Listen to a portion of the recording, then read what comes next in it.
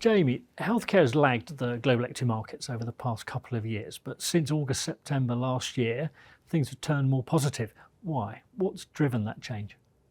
There's never one single reason for that sort of turn, so I'd maybe answer it by referring to both healthcare specific reasons and also more macro.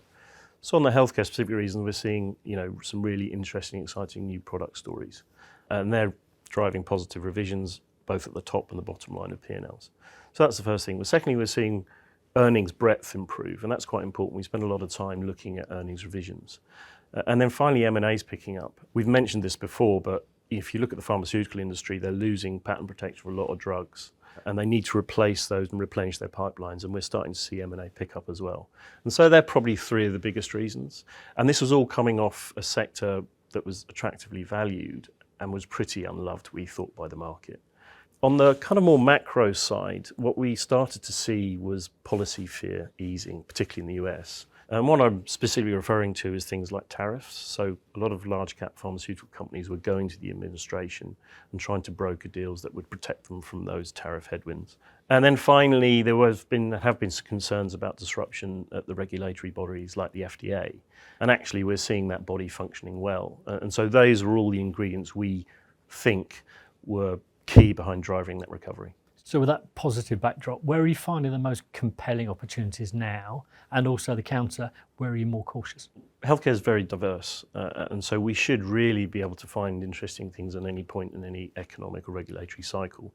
But where we're kind of positively disposed at the moment is biotechnology. We think the understanding of human biology is still very strong. We're seeing lots of exciting new product cycles, and as I mentioned earlier, M&A is picking up as well. Healthcare services as well, and think really any sort of subsector that will benefit from volume, patient volume, and demand for products and services. So we've got some kind of attractive opportunities there. We're a bit more cautious at the moment, certainly relative to where maybe a couple of years ago as healthcare equipment. It's not because they're not good companies, but we just feel valuations became a bit rich, and really some of the companies are maybe struggling to maintain that top line momentum. So I'd maybe point to those three subsectors. Something else you talked about as well is innovation. It's often seen as a long-term driver for the healthcare sector. What's different about this innovation cycle? Well, I think they're all different. The thing that's really intriguing about this current one is the kind of the size of the markets these companies are going for. And so think diseases like obesity and associated comorbidities like fatty liver disease. That'd be one good example. Irregular heart rhythm, that's a very big market. There's lots of innovation there, and also respiratory disorders as well.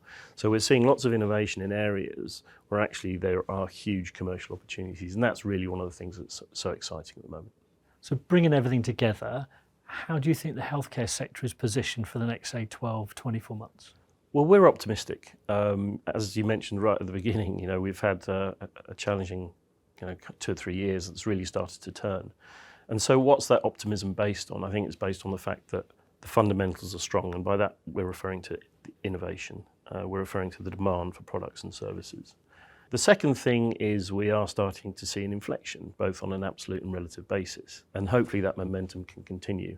And then, as I said, the policy fear in the US has been easing, and we're heading into a midterm cycle. And if you look at history, and caveat supplied, but if you look at history, the midterm years tend to be quite good for healthcare. So they're all the ingredients we're looking at. We're not afraid of valuations at these levels, and so that all adds up to really, we think, something that's quite optimistic. Wonderful. Jamie, thank you.